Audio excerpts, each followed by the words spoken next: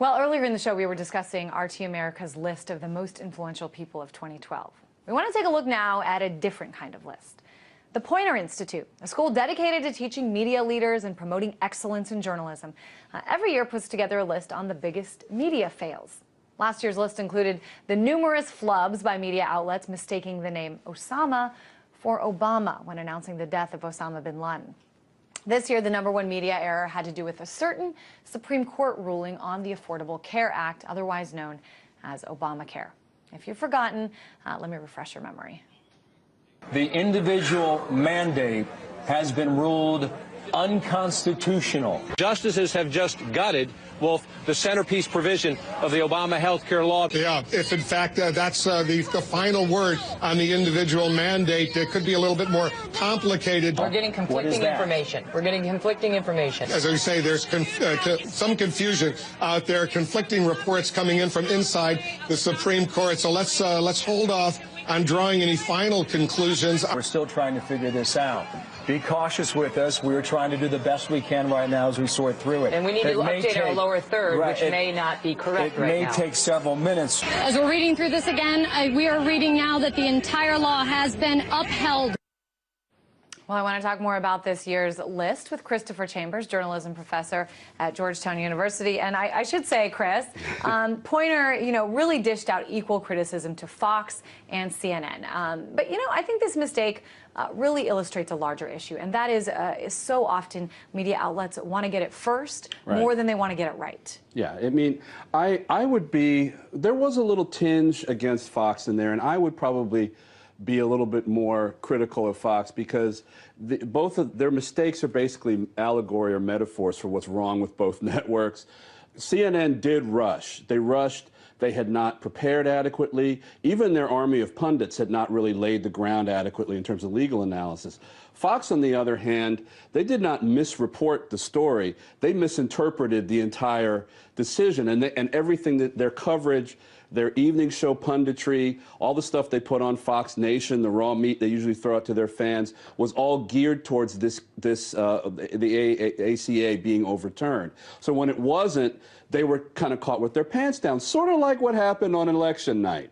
So, I mean, you do have a rush to get the news out first, to beat the new digital media out there, and maybe even meet its needs. But I think with CNN, when you saw what they had to do for damage control, you really saw that like they were saying, oh, God, we are the dinosaur. We tried to run with the little mammals, and we didn't do it, and we made a mistake. With Fox, it was, we didn't make a mistake.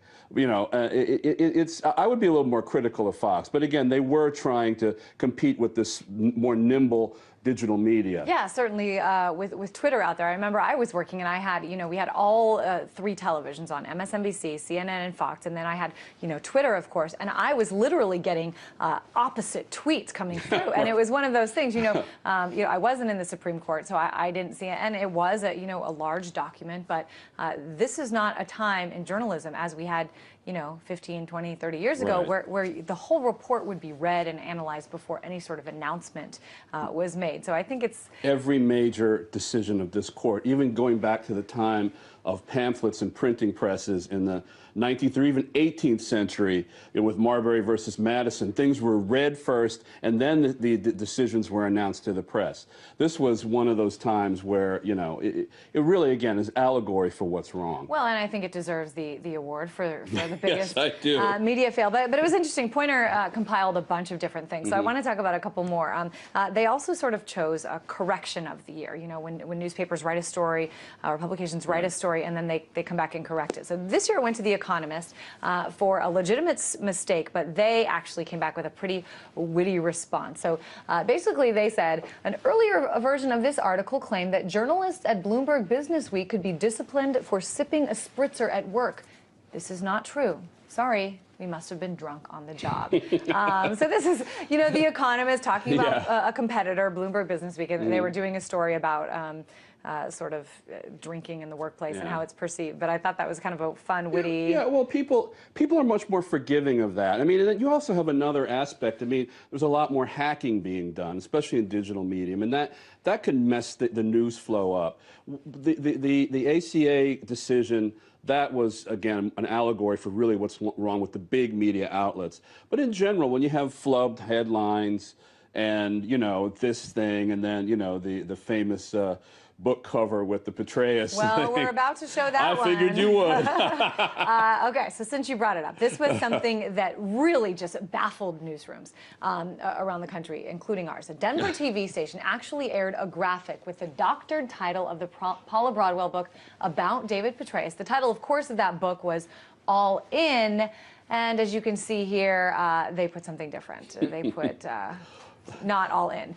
So, I mean, it's baffling to me. I've worked both here, I've worked in a lot of local news stations.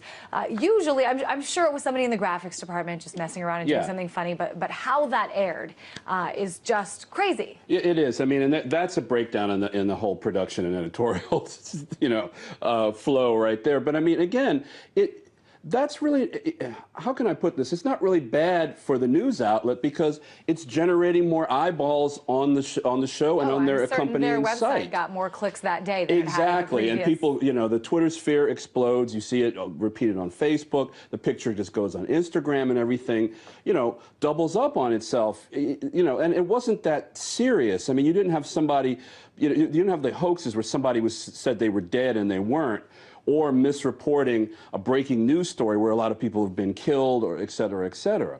Let me ask you this. I mean, you just mentioned Twitter, Facebook, Instagram. There's so many more. What do you tell your students about this? I mean, especially in that first example we gave, you know, sort of the rush to get the information out there. What's the lesson here? I mean, do you think maybe people will, you know, mainstream media outlets, these large media stations will take a step back and say, you know what, maybe getting it first, 10 seconds ahead of everybody else doesn't matter. I don't know. Well, no, they're about taking an exam on that right as we speak. But so hopefully they're not, you know, sneaking in a little device to watch my answer. But I mean, the key is the preparation ahead of time, the production research, the editorial research, all the chess pieces on the ground to be able to interpret this stuff accurately and quickly. They have retrenched on that. They have cut money from that. They've cut, you know, in terms of concept and philosophy. It's now all, let me get it first and let me fit it into our narrative if you have Fox. You have that layer too.